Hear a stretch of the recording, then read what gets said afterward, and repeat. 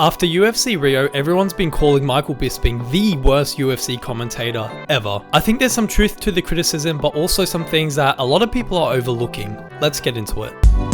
I just want to start this video by saying I've personally met and done videos with Michael Bisping. I've interviewed him and we shot some great content together. So I can say of first-hand experience, he's a great guy, he gave me his time, but I gotta be objective. So why are the fans mad at him? At UFC Rio earlier today, he came off really aggressive and snappy on the commentary booth, especially towards John Gooden. And I'm not gonna lie, for myself and I think a lot of other people, it really set people off. The main issue with this is it's not a one-off event. People have noticed this pattern with Michael Bisping in the past. He's got quite a short temper and sometimes his ego does tend to creep in, especially when he's talking about a fighter. He'll often bring up his own career and his own achievements, which I think when you're a commentator, you're supposed to serve the moment, not be the moment. And I think this is really where his fighter mindset clashes with his commentary role. He's got such a big personality, and being a fighter was his identity for majority of his life, and now trying to transition into a commentary role, it can't be easy for him. So where do I think that this criticism has merit? Michael Bisping's ego. Now everyone on this planet has an ego, so it's not something I'm going to sit here and bash him for, especially since he was a fighter at the highest level. Naturally he's going to think quite highly of himself, especially when it comes to fighting. But like I said, stepping into a commentary role, you have to be able to put that to the side,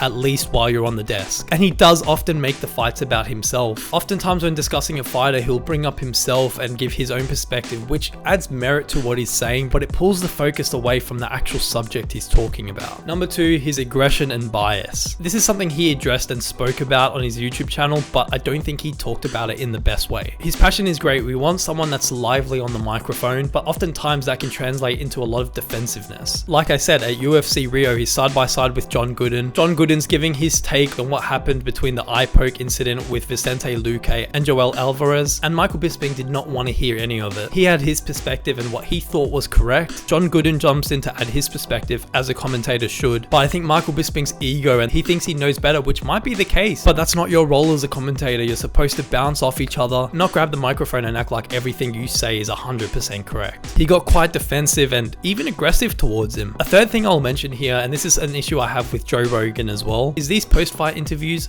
suck. We need someone to do these post-fight interviews who is natural, charismatic, and also understands professional timing in a high-stakes situation like this. These post-fight interviews are so vital to a fighter's career because they set up next fights that could even set up potential title shots, and if you don't execute them well as a commentator, it could have a lot of negative effects on the fighter's career. Oftentimes with Joe Rogan and Michael Bisping, when they do these post-fight interviews, they are very awkward, they don't ask the right questions, and even at UFC Rio, and this has happened a lot in the past with Michael Bisping, is he'll try to start the interview while the fighter is still celebrating or talking to his coach, and then Michael Bisping is just left there standing awkwardly, and then even looks quite aggressive wanting to get the interview started. That's why you need someone who is just a straight up professional, understands the natural timing of these moments, and that person is Jon Anik. Not Joe Rogan, not Michael Bisping, not even DC, even though I think he does a better job than the other guys, but Jon Anik would fit this role perfectly. I think those 3 things I just mentioned are what make Michael Bisping sometimes come off as unprofessional, even if that's not his intent. So while I do agree with all of these things, do I think he's the worst UFC commentator ever?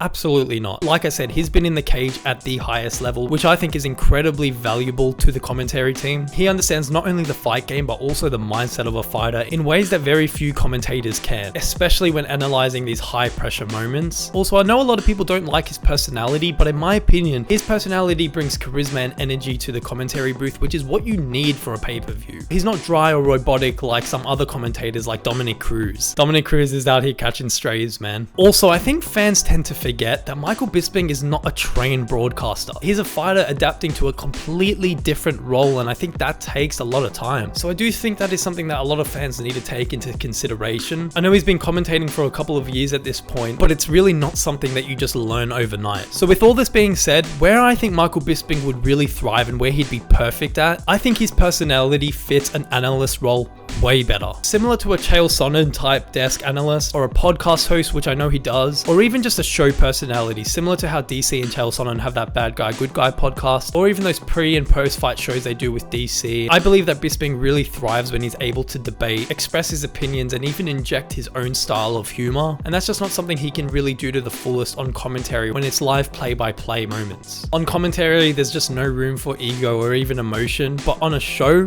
that's what would make him great. So overall, no, I don't think Michael Bisping is the worst UFC commentator ever. I do think there's a lot of things he needs to improve on if he does want to stay as a commentator, which I think will come naturally over time, but I do understand why people are starting to have issues with Michael Bisping, especially after this UFC Rio incident. But yeah, let me know what you guys think. Do you believe he's the worst commentator in the UFC? If you did enjoy this video, make sure to drop a like and make sure to subscribe as well, man. I'll see you guys in the next one. Peace.